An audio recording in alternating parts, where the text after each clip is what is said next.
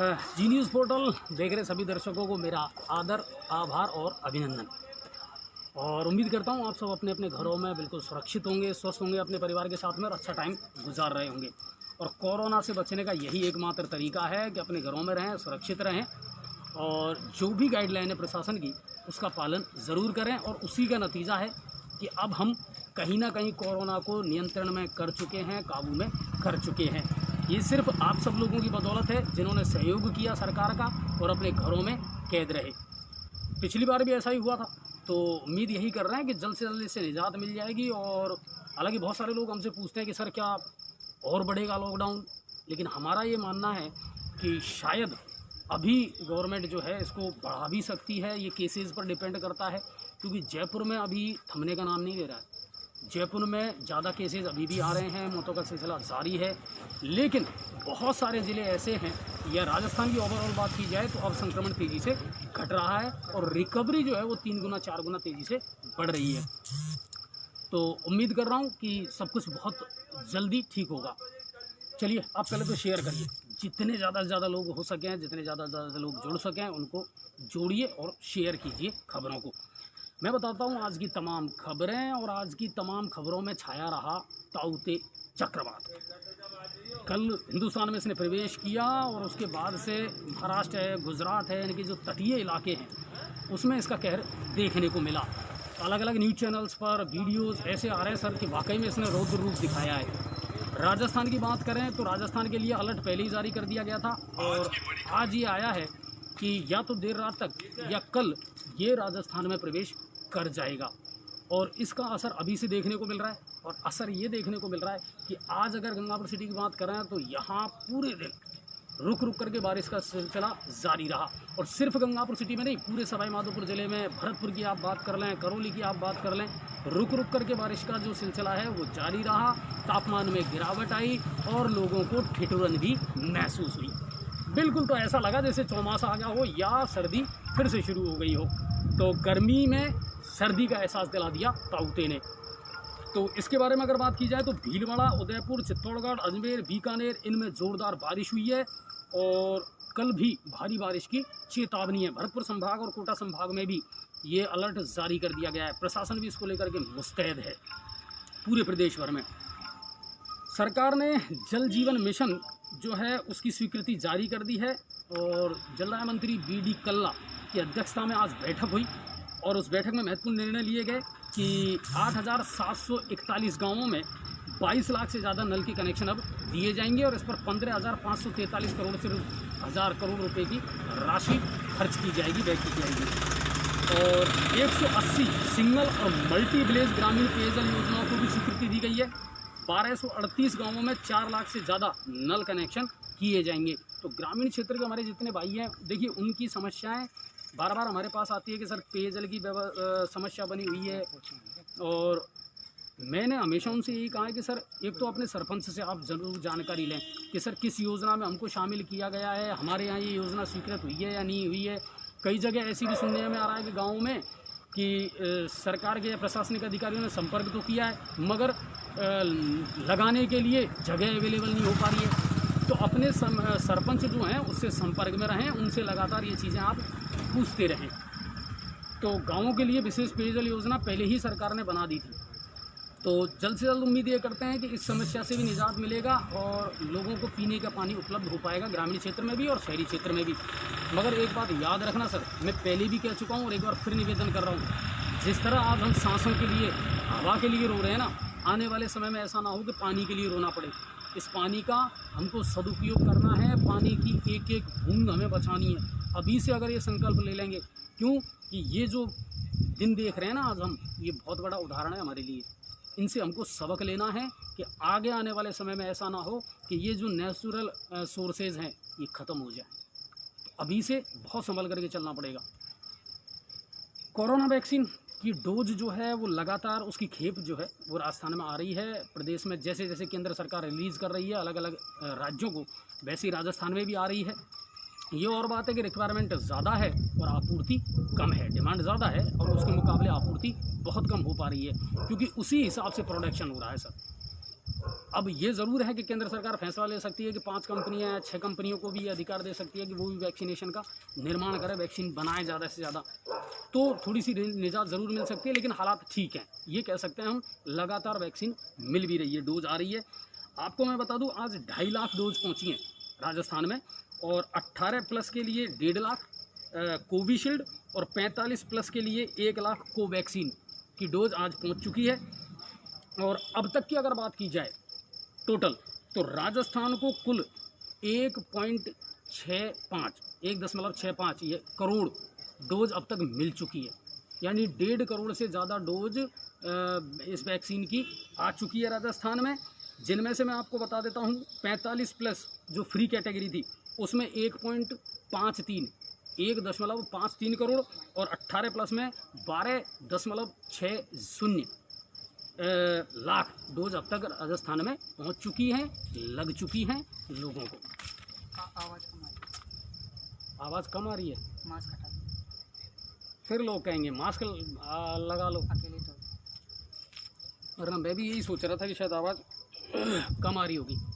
अब ठीक है, चलिए अब अगली खबर। ऊर्जा विभाग से एक खबर आई है। ऊर्जा विभाग में 2370 पदों पर भर्ती होनी थी, लेकिन उसके पहले भी विज्ञप्ति उसकी जारी हो चुकी थी। अब उसको लेकर के एक चीज़ और आई है, उसमें संशोधन करके उस विज्ञप्ति को फिर से जारी किया जाएगा। दरअसल मामला EWS के संशोधन से जुड़ा हुआ है। ये EWS के, एक मिनट रुको, ये बटन मत दे। मेरे ख्याल से अब आवाज़ सही आएगी आपको। पहले थोड़ा सा टेक्निकल इशू था। हाँ चलिए कोई बात नहीं, अब आवाज़ बिल्कुल ठीक आएगी आपकी।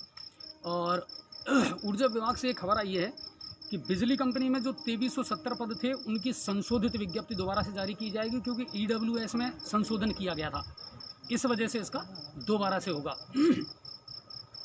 राज्य में एक बार फिर सियासी हलचल हुई है, और सियासी हलचल ये हुई है कि बुढ़ामलानी के जो विधायक हैं कांग्रेस के, हेमाराम चौधरी, उन्होंने अपना इस्तीफा भेजा है विधानसभा अध्यक्ष CP जोशी को। आपको मैं बता दूं, ये पहले भी इस्तीफा दे चुके हैं। उस वक्त इनका इस्तीफा मंजूर नहीं हुआ था, और सचिन पायलट ग्रुप के ये माने जाते हैं। हालांकि उनको मनाने के प्रयास किया जा रहा है। हरीश चौधरी जो मंत्री हैं, उन्होंने उनसे टेलीफोन पर बात भी की है, और उनका अपना दर्द है। उनका ये कहना था कि साहब बातें सुनी नहीं जाती, और जो रिक्वायरमेंट है वो पूरी नहीं होती है, और मंत्री पद लेने की बड़ी ख्वाहिश थी उनकी काफ़ी टाइम से, लेकिन वो भी पूरी नहीं हो पा रही है। तो इसको लेकर के वो थोड़े से खिन्न नज़र आए, दुखी नज़र आए। और ये जो अंतर्कलह है ना कांग्रेस का, इसका कहीं ना कहीं प्रभाव जो है ना सर, वो आम जनता पर भी पड़ता है। क्योंकि हमने देखा है पिछली साल इसी उठापटक में काफ़ी टाइम निकल गया था, और शायद कोरोना के बाद में तैयारियों के लिए उतना समय सरकार को नहीं मिल पाया। सरकार अपनी कुर्सी बचाने में लगी हुई थी, उलझी हुई थी, और उसी का नतीजा है, वरना बहुत कुछ बेहतर हो सकता था। तो उम्मीद यही करेंगे कि सब कुछ ठीक ठाक हो जाए इस समय तो कम से कम। चलिए, तो ये बात है। और अब बात करते हैं कोरोना की। तो प्रदेश में आज कोरोना के राहत भरे आंकड़े आए हैं सर। 10,000 से भी मामला अब नीचे आ गया है, और 8,398 नए मामले आए हैं। 146 मौत हुई हैं। लेकिन सबसे बड़ी दुख की बात यह है कि मौतों का जो आंकड़ा है ना, वो कम नहीं हो रहा है, और ये तो रिकॉर्ड है। आउट ऑफ रिकॉर्ड अगर बात करोगे ना सर, तो ये मामला और भी खतरनाक है। हकीकत बात है। अगर गंगापुर की ही बात करें, अच्छा शेयर कर रहे हैं कि नहीं कर रहे लोग? सर बहुत कम शेयर कर रहे हैं। हमारी टेक्निकल टीम कह रही है बहुत कम शेयर कर रहे हैं। फिर हमारा जो मिशन है ना, वो अधूरा रह जाता है थोड़ा सा। लगातार जो भी दर्शक नए जुड़े हैं, वो तुरंत सबसे पहले इसको ग्रुप में शेयर करें, ताकि ज़्यादा से ज़्यादा लोग जुड़ें और उन तक खबरें पहुँचें। तो मैं आपको बता रहा था, मौतों का सिलसिला ज़रूर कम नहीं हुआ है, और बहुत सारी मौतें ऐसी हैं सर, हमारी गली मोहल्ले आसपास रोज़ कोई ना कोई मौत हो रही है। 2-5 मौतें हो रही हैं, जिनका रिकॉर्ड नहीं है।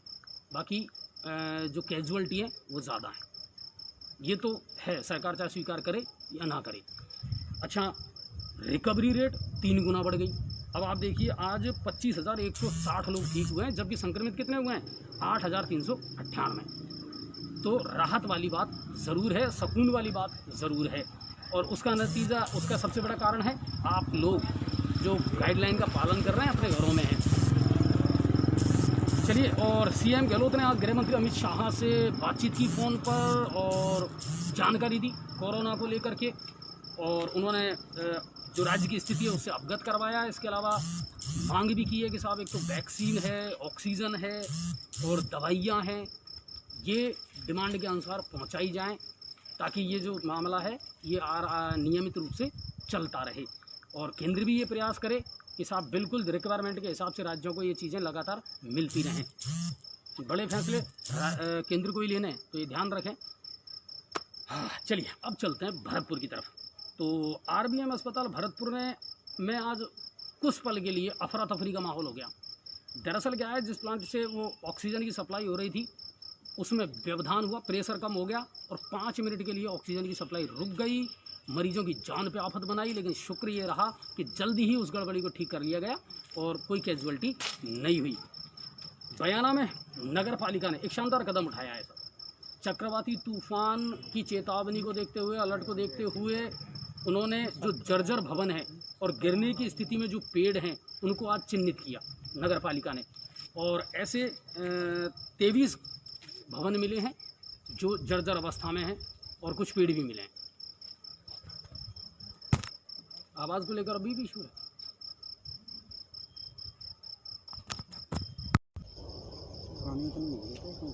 चलिए देखते हैं। तो ये अच्छा काम किया नगर पालिका ने, और जो लोग ऐसे जर्जर भवनों में रह रहे हैं उनके पुनर्वास की मांग को लेकर के भी जिला कलेक्टर को उन्होंने लिख दिया है कि इनको दूसरी जगह शिफ्ट कर दिया जाए। गंगापुर सिटी नगर परिषद का भी मैं ध्यान इस ओर आकर्षित करना चाहूँगा कि बहुत सारे भवन ऐसे हैं सर, नए बाज़ार में आप चले जाइए, मुख्य बाज़ार में आप चले जाइए, जो इमारतें बरसों पुरानी हैं, जिनके छज्जे टूट करके गिर रहे हैं और जर्जर हालत में हैं, वो उन पर भी नगर परिषद को गौर करना चाहिए और उनको या तो नोटिस दें, उनको खाली करवाएं या फिर उनके विषय में सोचें ज़रूर ताकि कोई बड़ी दुर्घटना ना हो। नगर परिषद गंगापुर सिटी में भी ऐसे भवन हैं, ऐसे पेड़ हैं जिन पर ध्यान देना बहुत आवश्यक है सर।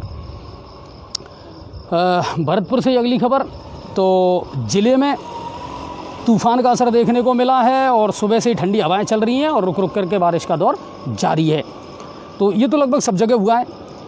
भामाशाहों ने आज आरबीएम अस्पताल को 4000 अलग अलग रंग की बेड शीट दान में दी है और ये कोरोना पेशेंट के यूज़ होगी ताकि वो बदल करके उन बेड शीटों का प्रयोग कर सकें। तो ये तमाम खबरें थी भरतपुर से, आप लोग लगातार शेयर करते रहें। अब चलते हैं धौलपुर की तरफ। धौलपुर से क्या कुछ बड़ी खबरें हैं। तो कोरोना गाइडलाइन के उल्लंघन पर आज धौलपुर पुलिस ने कार्रवाई की और लगातार चल रही है पुलिस की कार्रवाइयाँ। 379 कार्रवाई करके और 68,300 रुपये का जुर्माना वसूला है और 167 वाहन जब्त किए हैं धौलपुर पुलिस ने। कोरोना काल में भी अपराधियों के हौसले बुलंद है साहब। मुझे ताज्जुब ये हो रहा है कि जगह जगह चप्पे चप्पे पर पुलिस है, लोगों पर सख्ती की जा रही है, बिल्कुल अच्छी बात है, मगर फिर भी अपराधी अपराध करके निकल जाने में कामयाब कैसे हो रहे हैं, इस पर भी मैं आपसे बात करूंगा। हमारे यहाँ भी ऐसा सिलसिला चल रहा है, चोरियों का सिलसिला रुकने का नाम नहीं ले रहा। और धौलपुर से ये खबर आई है कि बुद्ध विहार कॉलोनी में एक दंपत्ति के घर में, सोते हुए दंपत्ति के घर में 5 नकाब जो नकाबपोश अपराधी हैं वो घुसे, मारपीट की दंपत्ति के साथ में और लगभग 1.5 लाख रुपए की नकदी, सोने चांदी के आभूषण वो लूट कर ले जाने में कामयाब हुए। पीड़ित जो है वो सरकारी विद्यालय में अध्यापक है जिसके साथ इस घटना को अंजाम दिया गया और मारपीट के बाद वो गंभीर रूप से घायल हो गया। अस्पताल में उनका इलाज जारी है और पुलिस सरगर्मी से जांच कर रही है कि आखिर ये इतनी बड़ी घटनाक्रम को किसी ने अंजाम कैसे दे दिया। अब चलते हैं करौली की तरफ। हमारा पड़ोसी ज़िला है और हमसे बिल्कुल टच में है। बयाना रोड स्थित मनीराम पार्क के पास आज एक तेज़ रफ्तार ट्रैक्टर ने एक स्कूटी सवार की जान ले ली। स्कूटी सवार जो था प्रमोद जैन, उसकी मौके पर मौत हो गई। ट्रैक्टर तेज़ रफ्तार में था और ट्रैक्टर चालक जो है वो मौके से फरार हो गया। पुलिस ने सबको कब्जे में लेकर के हिंडौन की जो मोर्चरी है उसमें रखवाया है। करौली ज़िले में भी आज सुबह 5 बजे से रुक रुक करके बारिश हो रही है। तापमान में गिरावट हुई, लोगों को सर्दी का एहसास हुआ और अच्छे मौसम का आनंद भी लोगों ने घरों पर लिया। और कुल मिलाकर के यह है कि तूफ़ान के अलर्ट को लेकर के प्रशासन भी बिल्कुल चाक चौबंद है और पूरी नज़र बनाए हुए हैं कि कोई क्रिटिकल सिचुएशन क्रिएट ना हो और सब कुछ ठीक ठाक रहे। अब चलते हैं सवाई माधोपुर ज़िले की तरफ। हमारे ज़िले से बहुत कुछ अच्छी, बड़ी और हर तरह की खबर है। ज़िले में मिले 50 नए ऑक्सीजन कंसंट्रेटर। भामाशाह बढ़ चढ़ करके आगे आ रहे हैं और जिस पर जो योगदान हो रहा है वो योगदान वो दे रहे हैं। दुबई से नंदी मेहता RAF में ये नौकरी करते हैं। उन्होंने सवाई माधोपुर ज़िले के लिए 50 ऑक्सीजन के कंसंट्रेटर उपलब्ध करवाए हैं और इनमें से 15 जिला अस्पताल यानी माधोपुर के लिए, 10 गंगापुर के लिए और 5-5 खंडार, बौली, चौथ का बरवाड़ा, मलारना और कुंडेरा को दिए जाएंगे। बहुत बड़ी राहत मिली है सर। अब भामाशाह आकर के और सरकार का कंधे से कंधा मिला करके सहयोग कर रहे हैं। पहले भी पिछले कोरोना काल में भी लोगों ने जी जान से सहयोग करा था सर, और अभी भी लोग जी जान से सरकार का सहयोग कर रहे हैं। तो हम भी उनको धन्यवाद देंगे जो हैं नंदी मेहता जी, उनको, कि उन्होंने ये पहल की। बड़ौदा राजस्थान बैंक कर्मियों ने आज CM राहत कोष के लिए 2,30,000 रुपये का चेक जिला कलेक्टर को सौंपा सहायता के लिए। ज़िले में कोरोना काबू में, कंट्रोल में बिल्कुल, और अच्छी सिचुएशन है। कुल मिलाकर के राहत वाली बात है। जिला अस्पताल से आज 20 और गंगापुर सिटी से 9 मरीज़ ठीक होकर के घर वापस आए। ज़िले की अगर पूरे की बात की जाए तो आज जो पॉजिटिव केस आए हैं उनकी संख्या है 87, जबकि सैंपल जो लिया गया है वो 611 सैंपल हुए हैं। 611 में पॉजिटिवों की संख्या रही 87 और 160 ठीक हुए हैं। सवाई माधोपुर में 51, गंगापुर सिटी में 14, बौली में 4, खंडार में 9, बामनवास में 9 केस आए हैं, जबकि पूरे ज़िले भर में कोरोना से 3 मौत हुई हैं और एक्टिव केसों की जो संख्या है वो 1312 है, जिनका इलाज चल रहा है अलग अलग जगह पर। अब बात करते हैं गंगापुर सिटी की। हमारे शहर में आज क्या कुछ हलचल रही। विधायक रामकेश मीणा बिल्कुल एक्टिव मोड में है सर, और लगातार मॉनिटरिंग कर रहे हैं, हर विभाग की समीक्षा बैठक ले रहे हैं और खुद भी फील्ड में हैं। आज वो पहुंचे राजकीय चिकित्सालय में, वहाँ का निरीक्षण किया, व्यवस्थाओं की जानकारी ली, PMO भी साथ में थे और PMO से पूरी जानकारी ली। और सबसे बड़ी बात है कि अब कुछ चीज़ें ऐसी हैं जो नई तरीके से ईजाद की जा रही हैं। अस्पताल का निरीक्षण किया, 100 सिलेंडर प्रतिदिन का जो प्लांट है वो जल्दी से जल्द चालू होने वाला है गंगापुर सिटी में। इसके अलावा विद्युत आपूर्ति में कोई बाधा ना हो। अस्पताल में कई बार हमने भी देखो शिकायत करी है, लाइव भी चलाया था कि कई बार साहब लाइट ट्रिप कर जाती है और फिर पेशेंटों को परेशानी आ जाती है, बहुत सारे काम रुक जाते हैं। तो उसको देखते हुए आज 125 किलोवाट का एक जेन सेट भी उन्होंने स्वीकृत करवाया है, ताकि बिजली की जो समस्या है ना अस्पताल में उससे निजात मिल जाए। तो सर बहुत बहुत शुक्रिया। अगर इसी तरह आप मॉनिटरिंग करते रहे, और हम पहले से यही कहते आ रहे हैं, जब जब आप एक्शन में आए हो हर विभाग एक्शन में आया है, तो इसी तरह अगर हर विभाग की समीक्षा की जाती रहेगी ना तो सब कुछ ठीक ठाक रहेगा शहर में। नगर परिषद ने भी आज से नालों की सफाई की है शुरू, और हमारी खबर का असर हुआ। कल हमने ये अपील की थी नगर परिषद से कि साहब ये अच्छा समय है, जब सब कुछ बंद है तो क्यों ना आप नालों की सफाई है ये करवाना शुरू कर दें, ताकि बरसात से पहले पहले ये जो जल भराव की समस्या है। आज देखिए आप, हल्की सी बारिश हुई थी, हल्की बूंदाबांदी तो थी, जिसमें ही आप देख लो फव्वारे चौक पर पानी का क्या आलम था। नालियाँ उफान पर है, नालियों की सफाई नहीं हो रही है। मैं फिर कह रहा हूँ नगर पालिका से और नगर परिषद से और सभापति महोदय से, सर बहुत सारे वार्ड ऐसे हैं जिनमें नालियाँ उफान पर है, पानी नालियों से बह रहा है, कीचड़ बिल्कुल सड़कों पर है। आप बड़े नालों की सफाई तो करवा रहे हैं, मगर ये नालियों का भी कुछ करिए सर। आपकी खुद नगर परिषद ऑफिस के सामने ही कीचड़ फैला पड़ा है सड़कों पर, वहाँ नालियाँ उफान पर है सर, बाहर निकल रहा है सारा कीचड़। तो नालियों की सफाई भी आप करवाइए और बड़े नालों की भी आप सफाई करवाइए। और जैसा बयाना से आज मैंने एक खबर बताई थी जर्जर भवनों वाली, इस पर भी आपको गौर करना है, और ये सबसे माकूल समय है अगर इसका सदुपयोग किया जाए तो।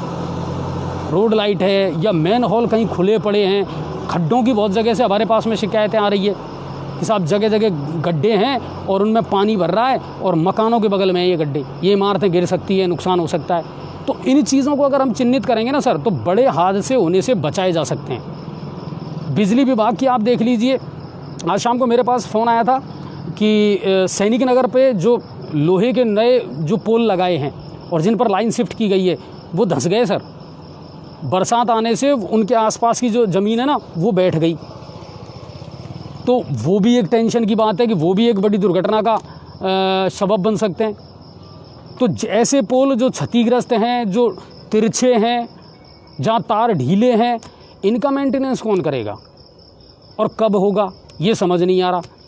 जिला कलेक्टर महोदय है या प्रशासनिक अधिकारी हैं, वो आपको बिल्कुल बार बार ये निर्देशित करते रहते हैं कि सर इन व्यवस्थाओं को सुधारें। मेंटेनेंस के नाम पे बजट भी आता है, पैसा भी आता है। तो ये एक सही समय है जब बिजली विभाग के जो कर्मचारी हैं उनको इन चीज़ों पर ध्यान देना चाहिए। जो JNN फील्ड में हैं उनको इस चीज़ पर गौर करना चाहिए कि ऐसी कौन कौन सी क्रिटिकल सिचुएशन है जहाँ गड़बड़ हो सकती है। तो मैं आपसे निवेदन कर रहा हूँ, जैसे मैंने बड़ी उदय का दिखाया था कि वो पुल नीचे से बिल्कुल टूटा हुआ है सर, कभी भी गिर सकता है। मकानों के बगल में सैनिक नगर पे जो लोहे का पोल है उसके बगल की जो ज़मीन है वो पूरी तरह धंस चुकी है। मैं खुद अभी शाम के टाइम देख करके आया हूँ, उसमें बहुत बड़ा गड्ढा हो गया।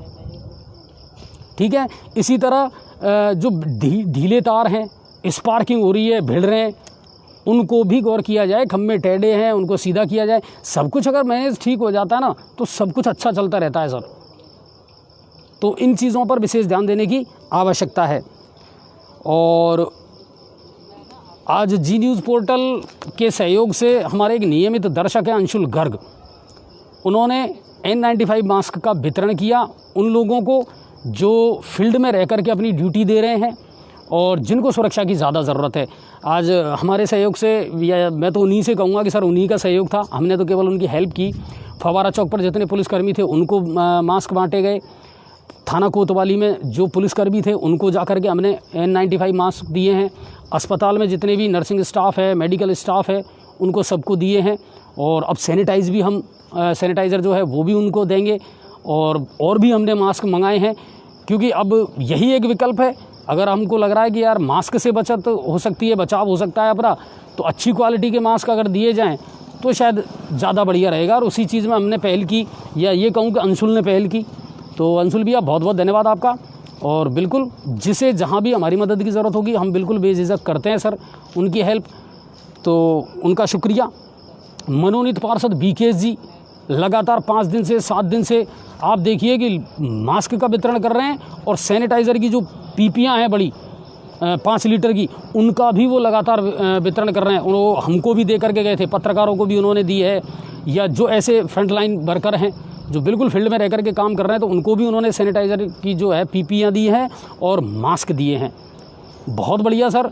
इसी तरह अगर मिलजुल करके सब काम करेंगे ना तो किसी चीज़ की कोई कमी नहीं आने वाली, और हम इसको टाटा बाय बाय कर देंगे बहुत जल्दी कोरोना को। तो उनका भी शुक्रिया। और पुलिस की कार्रवाई की अगर बात की जाए, देखिए कोरोना गाइडलाइन का अगर आप उल्लंघन करेंगे तो पुलिस लगातार फील्ड में है। ASP हिमांशु जी हैं, SDM अनिल चौधरी सर हैं, उपाधीक्षक कालू राम जी हैं, सुबह से ही शाम तक देर रात तक अपनी ड्यूटी फील्ड में देते आ रहे हैं। रोज़ तो ना जो चौकियां हैं, जो पॉइंट बनाए गए हैं उनका निरीक्षण कर रहे हैं।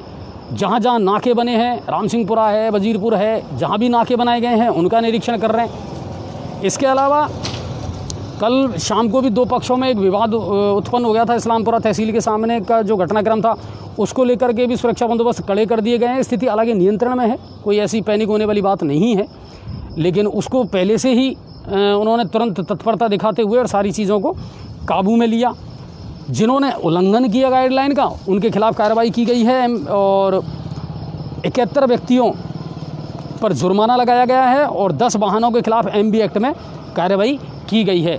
तो पुलिस प्रशासन और जितने भी कर्मचारी हैं, पुलिसकर्मी हैं, वो बिल्कुल फील्ड में सक्रियता से काम कर रहे हैं। हालांकि पुलिसकर्मी बेचारे जो है ना, उनकी ड्यूटी जो है वो शायद बहुत सारे पुलिसकर्मियों का जो अपना अंदर का दर्द है वो है कि साहब कई जगह 18-18 घंटे ड्यूटियाँ देनी पड़ रही हैं।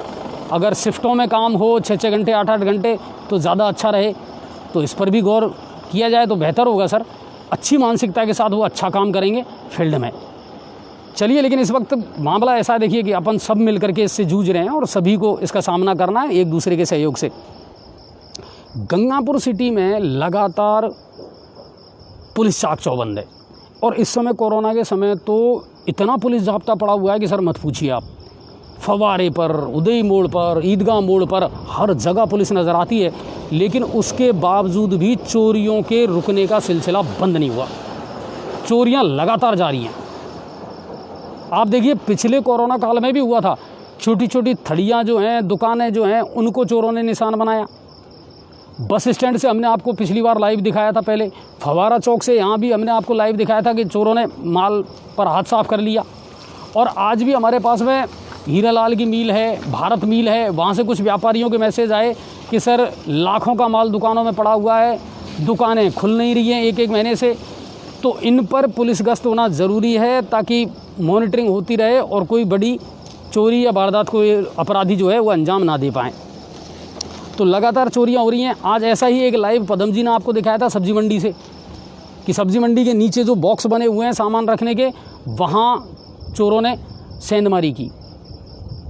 तो गश्त बढ़ानी पड़ेगी या क्या करना पड़ेगा, ये पुलिस महकमे को सोचना पड़ेगा कि साहब ये जो इस समय हालात चल रहे हैं, ये ऐसे हालात हैं कि लोगों की दुकानें बंद हैं, रोज़गार बंद है, और उसके ऊपर से अगर ये गाज और गिर गई ना तो फिर ये बहुत बड़ा आर्थिक संकट बन जाएगा व्यापारियों के लिए।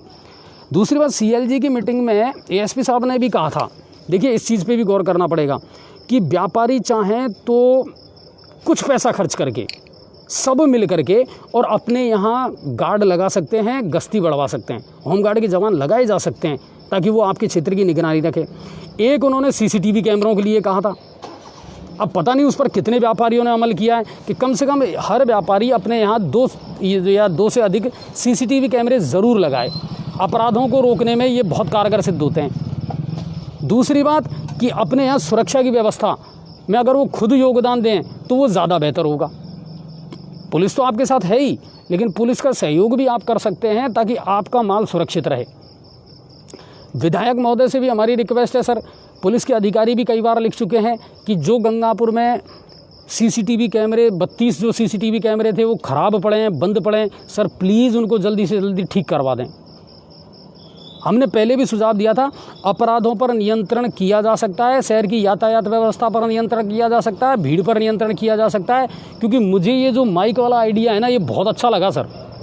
मैंने उस दिन भी कहा और बहुत सारे दर्शकों ने कहा कि अजय जी वाकई में ये जो आइडिया है ना, अगर इसको इनफील्ड एग्जीक्यूट हमेशा के लिए कर दिया जाए तो बहुत शानदार पहल होगी। ये एक अभिनव प्रयोग कहा जा सकता है इसको, कि हर चौराहे पर जहाँ जहाँ आपको लगता है वहाँ सब जगह माइक लगे जाएँ और CCTV कैमरों से निगरानी करके एक जगह कंट्रोल रूम बना दिया जाए और वहाँ से फिर पूरे शहर की जो सुरक्षा व्यवस्था है वो चाक चौबंद हो सकती है। कहाँ जाम लग रहा है, कहाँ भीड़ है, कहाँ कोई मोटरसाइकिल चुरा करके भागा है तो तुरंत उसकी सूचना माइक के ज़रिए दे दी जाए, CCTV कैमरे में वो सारी चीज़ें कलेक्ट हो जाएं, तो लोग भी एक्टिव रहेंगे और अपराधियों में भी एक भय का डर का माहौल ज़रूर बनेगा कि हम पर नज़र है। और अभी 2 मिनट में माइक से अनाउंस हो जाएगा। सोशल साइट बहुत एक्टिव है सर आजकल, जब आज के टाइम में लोग हमारे पास भी तो भेजते हैं। तो ये एक अच्छा अभिनव प्रयोग हो सकता है अगर इस पर बैठ करके और गौर किया जाए, विचार किया जाए तो ये जो छोटी छोटी माइनर मिस्टेक है ना सर, इनको जल्द से जल्द सुधारा जाए। पैसा भी, बजट भी, सब चीज़ है और हो जाती हैं। जब आप में करने का कुछ जज्बा हो ना, कुछ करने की ललक हो, तो फिर लेकिन किंतु बट परंतु नहीं रहता, एक्सक्यूज़ नहीं रहते, फिर काम होता ही है अगर ठान लिया जाए तो ये है कि चोरियों का सिलसिला अभी भी जारी है और इस पर पुलिस ध्यान दे। शाड़ौली से आज कुछ फुटेज आए कि वहाँ के लोग जो हैं, ग्रामीण जो हैं, वो कीचड़ से परेशान हैं। मुख्य रास्तों पर कीचड़ भरा हुआ है। मैंने कल भी लाइव में ये कहा था, हमारे ग्रामीण भाई जितने भी हैं, कि आप सैनिटाइज़र का काम कर रहे हो, सैनिटेशन करवा रहे हो पूरे वार्डों में, है ना, पूरे गाँव में, तो साथ ही साथ इन चीज़ों का भी ध्यान रखें कि कहाँ कहाँ कीचड़ है, गंदगी है, उसको भी हम अगर कर सकें सॉल्व तो कर दें, बिल्कुल कर दें, अच्छा रहेगा। लगे हाथ ये काम हो जाएगा सर। सरपंचों से भी मेरा ये निवेदन है कि अब जनता आपके साथ है, भामाशाह आगे बढ़ कर के आ रहे हैं, संसाधन आपको उपलब्ध करवा रहे हैं, तो क्यों ना सूरत बदली जाए गाँवों की, और बदल जाएगी सूरत, बिल्कुल बदल जाएगी अगर लोग ठान लेंगे तो। गंगापुर सिटी के मौसम की बात की जाए तो आज बिल्कुल सुबह से रुक रुक करके बारिश होती रही और जल भराव का लोगों को सामना करना पड़ा। पदम जी ने लाइव दिखाया भी था कि हल्की सी बारिश में ही फव्वारे पर पानी भर गया और अभी भी गंदगी और कीचड़ का आलम है सर, क्योंकि नालियाँ तो पहले से ही उफान पर थी और पानी पूरा बह करके बीच सड़क पर आ गया। ये कंडीशन है। हालांकि बड़े नालों की सफाई शुरू कर दी, लेकिन छोटी नालियों की सफाई होना भी ज़रूरी है ताकि पानी कंटिन्यू निकलता रहे और कीचड़ जमा ना हो। तो ये बात है। बरनाला में से भी एक शिकायत आई है कि 104 एम्बुलेंस जो है वो क्षतिग्रस्त यानी ख़राब पड़ी हुई है पिछले एक साल से, उसको ठीक करवाया जाए। जननी सुरक्षा योजना में उससे लाभ है। इसी तरह गंगापुर से भी हमारे पास में खबर आई थी कि जितनी अपनी जो 108 एम्बुलेंस चलती हैं उनमें से 2 शायद ख़राब पड़ी हुई हैं और एक ही एम्बुलेंस है जिस पर पूरी जिम्मेदारियां हैं जो वजीरपुर से आती है। तो इसको लेकर के उम्मीद ये करता हूँ कि अब बजट भी आ रहा है और स्वास्थ्य सेवाएं सुधारने में अब हम लगे हुए हैं, तो लगे आते इन चीज़ों को भी अगर सुधार कर दिया जाए ना साहब तो अच्छा होगा, लोगों को अच्छी सुविधाएं मिल पाएंगी। और अब जाते जाते एक रिक्वेस्ट और आपसे करना चाहूँगा जो मैंने पहले भी की थी। गंगापुर सिटी और आसपास के बहुत सारे ऐसे लोग हैं जो अलग अलग विभागों में अलग अलग जगह अपनी ड्यूटी दे रहे हैं। ऐसे फाइटर्स, ऐसे वॉरियर्स जो गंगापुर के हमारे शहर के रहने वाले हैं लेकिन बाहर अपनी ड्यूटी दे रहे हैं और कोरोना की जंग में वो अपना योगदान दे रहे हैं। मैंने पहले भी रिक्वेस्ट की थी, फिर करता हूँ, ऐसे लोग हमारे पास अपने वीडियो और फुटेज ज़रूर भेजें कि सर मैं फ़लानी जगह नौकरी करता हूँ और बिल्कुल मैं मेरी ड्यूटी कोरोना में लगी हुई है। मेडिकल वाले जो हैं वो तो कम से कम ज़रूर भेजें ताकि वहाँ अगर हमारा कोई आदमी जाता है तो उसको हेल्प मिल सके। जैसे अजमेर से जो है वो भेजी थी हमारे पास में, जिनके पिताजी दीनदयाल जी यहाँ नौकरी करते हैं, कि सर मैं अजमेर में हूँ, मेडिकल स्टूडेंट हूँ और यहाँ काम कर रहा हूँ, कोरोना में मेरी ड्यूटी लगी हुई है और कभी भी मेरे लिए यहाँ कोई सहायता की आपको ज़रूरत पड़े तो बेझिझक मुझे बताइए। तो कितना बड़ा संबल मिलता है। तो ऐसे कोरोना फाइटर्स या वॉरियर्स जो बाहर रह कर के अपनी ड्यूटी कर रहे हैं, हमारे यहाँ के रहने वाले हैं, तो वो हमें अपनी जानकारी ज़रूर दें ताकि हम उनके बारे में भी यहाँ उल्लेख करें और लोगों को भी हौसला मिले। कुल मिलाकर के ये है कि आप हमसे जुड़े रहें, हम आपसे जुड़े रहें, खबरों को ज़्यादा से ज़्यादा शेयर करें और अनछुए पहलू लगातार आता रहेगा। लेकिन एक दिन छोड़ करके एक दिन, मैंने कल ही आपको ये बता दिया था, जैसे आज आया है, अब कल अनछुए पहलू नहीं आएगा, आएगा ज़रूर, लेकिन अनछुए पहलू की जगह अब हम इसको इस तरह कर रहे हैं जैसे हमारे बाटौदा के राजेंद्र जी हैं, वो अपने क्षेत्र की खबरें कल बताएंगे, परसों फिर अनछुए पहलू आएगा, फिर उसके एक दिन बाद में उमा शंकर जी जो है वो मलारना क्षेत्र की सारी खबरें आपको बताएंगे। तो इस तरह से क्या है, सारी खबरों का भी संकलन हो जाया करेगा और सारी खबरें आप तक पहुंच जाया करेगी, ग्रामीण क्षेत्र की और शहरी क्षेत्र की। हर खबर पर नज़र बनाए रखना ये हमारी जिम्मेदारी है। और एक चीज़ और कहूँगा आपसे जाते जाते दोस्तों, पहले भी मैंने कहा है कि लगातार हमें टारगेट किया जा रहा है और कुछ ऐसी चीज़ें और आज हमारे सामने आई हैं कि कुछ लोग ऐसे हैं जिन्होंने फर्जी फेसबुक आईडी बना रखी है सर, और वो वहाँ से लगातार मिसगाइड कर रहे हैं, प्रशासन को भी गलत खबरें भी डाल रहे हैं। ऐसे लोगों से बचने का प्रयास ज़रूर करें। सोशल साइड पर आप कम से कम एक्टिव रहें, किसी के कमेंट्स का फालतू चीज़ों में उलझने की ज़रूरत नहीं है सर। अपने काम पर फोकस करें और मस्त रहें। कोई चिल्लाता है आपके पीछे, कोई आप पर टीका टिप्पणी करता है तो ये मान लीजिए आप सही जगह पे चल रहे हैं, सही रास्ते पर हैं। याद रखना, कंट्रोवर्सी भी उसी के बारे में होती है जो कुछ करता है, जो कुछ करेगा ही नहीं उसके बारे में कंट्रोवर्सी कौन करेगा। तो सब अपना अपना काम करते चलें और सोशल साइड पर कोई भी भड़काऊ टिप्पणी, कोई भी गलत टिप्पणी ना करें, फालतू किसी के कमेंट से ना उलझें। दूसरी बात, बहुत सारी फर्जी आइडियाँ बन रही हैं सर। ऐसे ऐसे लोग हैं जो अपने आप को बुद्धिजीवी कह रहे हैं, उन्होंने फर्जी आइडियाँ बना रखी है, बताइए आप, है ना। और वो जातिवाद के नाम पर किसी पे आक्षेप लगा करके और इस तरह की भाषाओं का और अभद्र भाषाओं का, शब्दों का प्रयोग करते हैं जो बिल्कुल नाकाबिले माफ़ी है। तो आपसे भी हमारा यही कहना है, सोशल साइड अच्छी चीज़ है अगर इसका सही सदुपयोग किया जाए तो, लेकिन अगर किसी चीज़ का गलत उपयोग किया जाए या दुरुपयोग किया जाए तो वो कई बार हमारे लिए मुसीबत भी बन जाती है। हमारी यही पहल रहती है, हम अच्छी खबरें आपको दिखाएं, सच्ची खबरें आपको दिखाएं और पूरी निष्पक्षता के साथ आपको खबरें दिखाएं। अब ये आपको तय करना है कि आप कितना हमारा साथ देते हैं।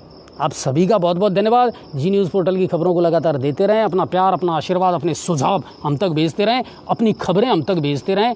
बिल्कुल हम उसको पेज पर लगाने का प्रयास ज़रूर करेंगे। लाइक और शेयर ज़्यादा से ज़्यादा करते रहें। धन्यवाद।